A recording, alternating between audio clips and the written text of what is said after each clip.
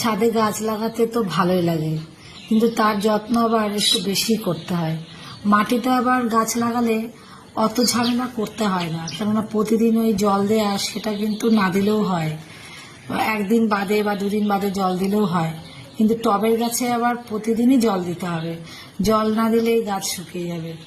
বর্ষার সময় বেশ এই ঝামেলায় পড়তে হয় না। এখন তো সেভাবে আর বৃষ্টি হবে না, তাই প্রতিদিনই ছাদ বাগানে জল দিতে হবে। গাছকে তো আবার স্নানও করাতে হয়, তা না হলে গাছের পাতা পুরো ধুলো পড়ে যায়। তাই জল দিয়ে ভালো করে ধুয়ে দিলে গাছের পাতাগুলো দেখতে খুব সুন্দর লাগে।